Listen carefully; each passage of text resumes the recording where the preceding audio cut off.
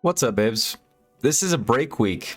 Could I tell you what week it is? No, I'm kind of making this video because I just finished Dressrosa in the anime, and I wanted to talk about why it's the most underrated arc in all of One Piece. I feel like even me, the first time around, now I'm obviously an avid reader, but the first time I read it, it did feel slow. The pacing didn't feel as fast as it was. Doflamingo was great, but overall, I wasn't too impressed. We're missing out on a lot of Straw Hats too during this arc, which is pretty frustrating in some ways. But I come to find out that I think that's actually kind of a really good thing that it did, because if you have all of them, this arc just doesn't work out the same way. That and I was reading it chapter to chapter, and especially the end, it did take a very long time for it to finish. And that is definitely still a con that I have with this, and I'm going to be very honest, but I still think that Dressrosa is probably the most underrated arc, and I have a couple reasons and things why. So, for starters, in the anime, Dressrosa is 118 episodes, which is a very long time. Did it have to be that long? No. There were definitely some places where they could have sped up, but between different flashbacks, different forms that they were just newly introducing, it was kind of the way they went about it. And I don't think it was terrible, because this is new, still kind of a newish animated style for Dressrosa post time skip, but that's my first big point.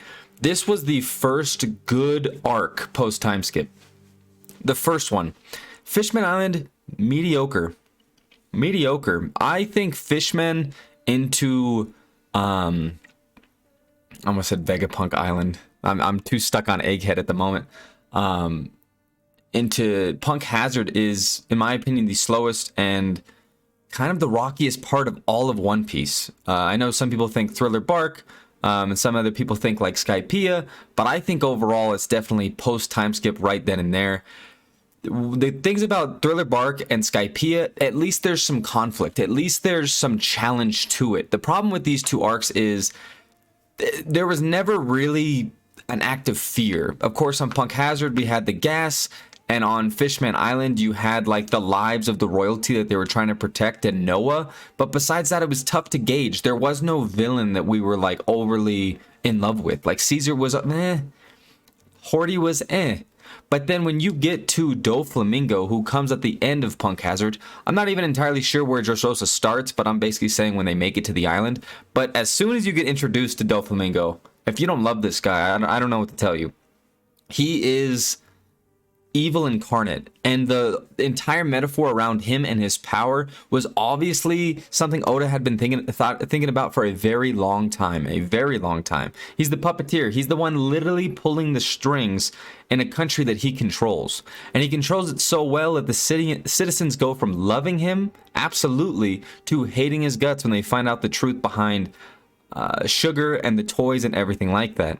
So not only is Doflamingo a phenomenal villain, but it was also Luffy's first challenging fight post time skip, and we finally get to see what's Luffy's ceiling. It's kind of a tough thing to really say for sure, but I would say at that point in the story, that was Luffy's strongest potential that he had in that moment, and that was Gear 4. Of course, that did take a while to come out, and without question, the longest part of it was when he's fighting the string clone and Bellamy in the castle.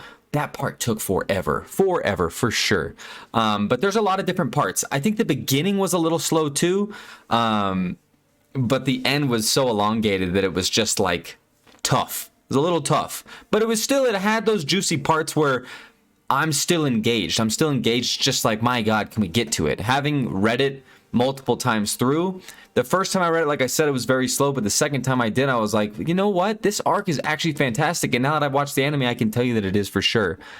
It introduces a ton of different characters in the Coliseum, and once the Sunny leaves with the rest of the Straw Hats, I think that's when it really starts to take off. Green Bit's a little boring. Doflamingo and Law's first meetup is a little clunky, just like a little bit. Introduction of the Tontadas tribe and the toys was definitely something very welcoming. I think the Tontada tribe is one of the coolest races in all of One Piece. And I just feel like they were very fitting with this whole kind of thing going on here.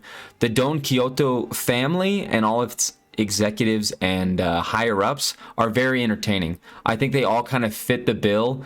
Some favorites of mine, I love Lao G. I don't know what it is about Lao G, but I love Lao G. I love how the designs of these characters, both in the past in these flashbacks and in the present, I think are very solid. Senor Pink, he even gets his own little flashback. I think he's really the only one that does. And then his manly off with Frankie is a very entertaining part to me, with that smile factory and everything that was going on there.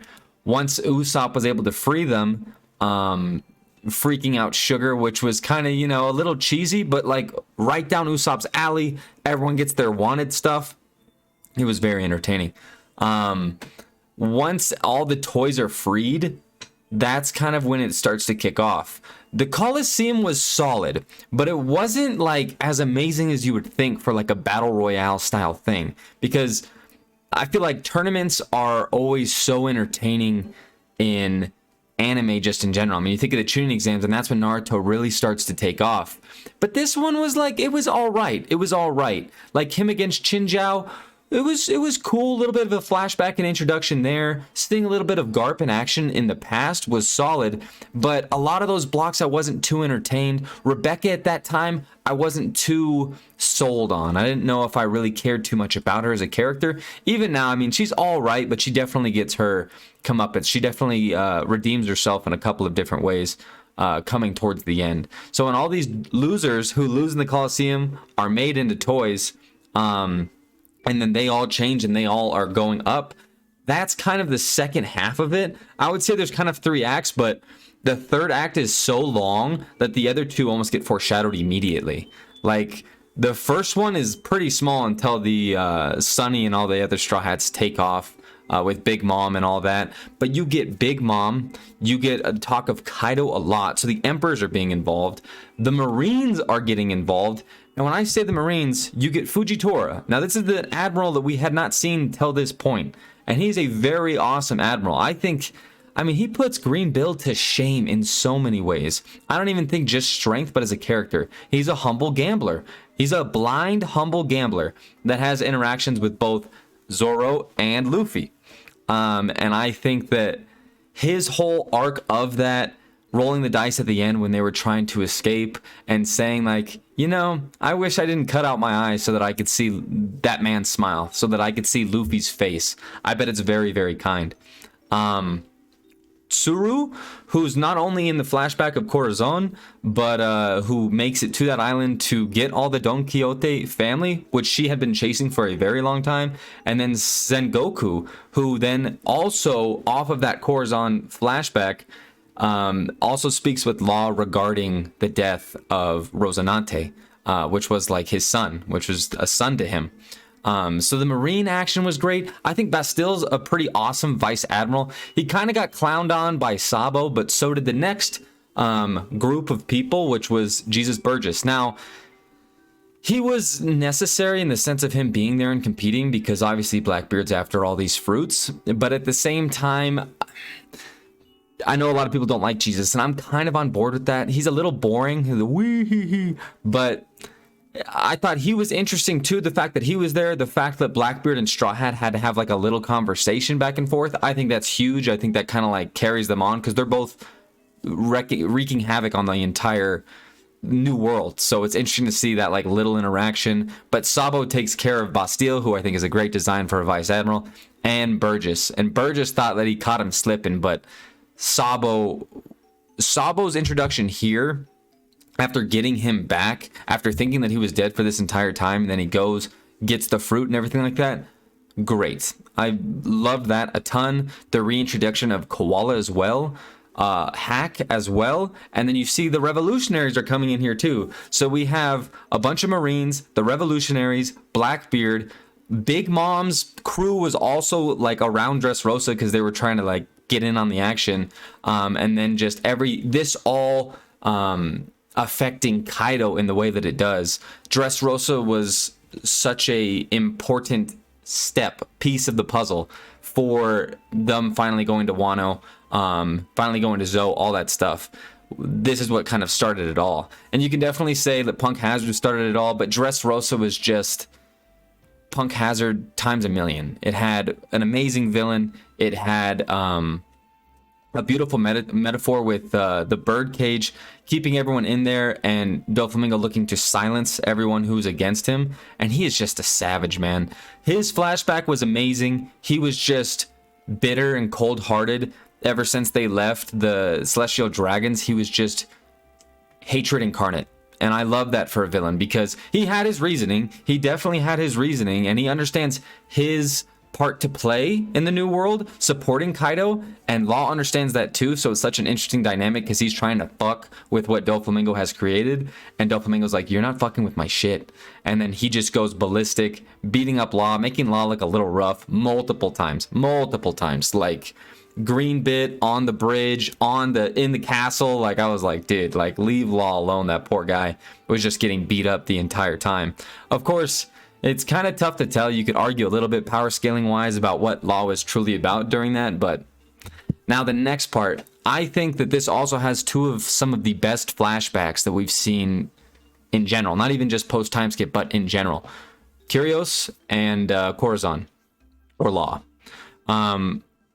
Curios' flashback, I think, was great. I think that his story about being the greatest gladiator ever, winning his freedom, becoming captain of the guard at 25 after he was just a savage slum rat at 15. The king believed in him. The King Doldo is an amazing king. I love him. I love his interactions with the King of Protence, the fighting king, who obviously fought in the Coliseum. But Curios with his family, finally like being able to settle down and find the love that he's been longing for so long, and actually being happy about it. Still having to go through his problems. He doesn't think that he's allowed to touch Rebecca or anything like that, but absolutely in love. And then once Doflamingo takes over, it is a tragedy. It's an absolute tragedy. Everyone forgets about him. Everybody, including the king after he saved him. So many people. It's just an absolute tragedy. Nobody knows why except him, and he carries on his duty of being a father by protecting Rebecca. And he obviously failed protecting her mother, what's her name, Scarlet, from Diamante, but then he got the revenge back on Diamante, and I was like, dude, like, he's probably my favorite character that we get just from Dressrosa, but he's just such a badass. Like, he's so great. With one leg, that man's doing it. As a toy, he's not only teaching Rebecca how to fight, but supporting the Tontada and becoming their leader and leading the fucking charge. Curios is that dude. I hope that we see him again, and I think that we hopefully will at the end, but he's pretty damn strong too. For him to take out Diamante, because if you look at the other top guys, like Treble kind of did himself in. You could say Law kind of killed him, sure, but Law's a warlord. Pika got outdone by Zoro. So for Curios to take out the last dude, and debatably, it's kind of tough to place these guys in terms of strength because their powers are so weird, but it's a crazy W. It's a crazy W. And even Zoro at the end was like, I'd love to go a couple rounds with you. Like, we should spar. And I'm just like, damn. Like, Zoro, you got him covered. Like, leave the one-legged man alone. But could you imagine this dude with 2 legs? I hope they give him 2 legs back and throw him in the war. And they're like, get in there, dude. A savage. No devil fruit, no nothing. A normal sword, 1 leg, and just the spirit of victory. Like, he's like, the fact that I can finally feel pain. And that was another thing, too, with the toys, is they don't have the ability to feel, and that was such like a big deal to him. He's like, I couldn't even feel Scarlet's warmth one last time, and I was like, bro, like hitting the feels, and then boom, they hit you with the Corazon flashback, which is even more in the feels, because Law finally has somebody who looks after him and truly cares about him, and it almost seems like it's for no reason. Like, he's not giving anything really back in that relationship. You find out that this dick who is beating up these kids is just trying to free these kids from Doflamingo, to keep as many people away from Doflamingo as he possibly can, because he knows his brother is a monster, and he's pure-hearted and seeks justice, which is why Rosinante and Sengoku got along so well. But his flashback was just tremendous. His power was poetic in the way that poor Law's crying, you can't hear a thing. That was the origination of the bird cage, which was great. And Corazon's just a great dude. Just a great dude. And it's so sad to see him die and be killed by his brother, but he accomplished what he wanted and he died with a smile on his face. So Corazon's a great character, and I think that it makes me think more of Law in our present time, which I won't get into, but what Corazon's effect had on him and what the D truly means and his connection with that. And I don't entirely know what that's going to entail, but very exciting. And then Gear 4th. Gear 4th is awesome. Knowing that it was just Boundman at the time, I was a little sketched out, but now that we know about Snake Man and some other things, I'm just like, okay, like Gear 4 was that transformation. I remember all the hype around it because we had a break chapter that week. I remember years and years and years ago, and everybody's theorizing on what it's going to be, vulcanized rubber, all this other shit, and then it turns out to just be crazy hockey Rubberman, Boundman, able to take out Dofi, and then the stuff that ensues of everyone fighting off the bird cage, and the culmination of all the events to finally take out the heavenly demon himself. Great. And like I said, Doflamingo is one of not the best villain in One Piece. If somebody tells me Doflamingo is my favorite villain, I'm like, I get you, because not only did he save One Piece, because he kind of did. The other villains at post time skip were shit. Nobody cared. Nobody cares about Horty Jones. Nobody gives a shit about Caesar. A lot of time you forget that he was like the big villain of that arc. Nobody cares. Nobody cares. Because Crocodile is probably the best villain, right? Crocodile is probably the best villain. But we still had our Arlongs leading up to him. We had a couple other dudes, but the post time skip dry. And then we hit Doflamingo and it's like, okay, that guy's a fucking villain. And he was just tremendous. But like I said, it's not all great. The beginning was a bit slow for sure. And the end was a little bit too stretched out. But I think overall, the whole Coliseum, Spanish vibe of Dressrosa, taking out the puppeteer who looks to silence everybody who's against him, pulling the strings in the back, forcing tragedies, and Luffy doing his job to free the people once again. Fantastic. Not only that, but with leaving all these other Straw Hats to go on the Sunny and go to Zoe, you welcome in all these new characters. And even though they weren't like main characters to this arc, they were solid side characters, and we got enough of them to now, with Luffy's Grand Fleet of, it's like 5,600, I think, or something like that. All of these people, we now have a story. We all know how they met. They were freed by Usopp technically, but the Straw Hat Pirates. And that's just something I think that's going to come to the culmination of the end of One Piece. And it all started in Dressrosa. A lot of it. And it's just Luffy freeing more people from tyrannical raid.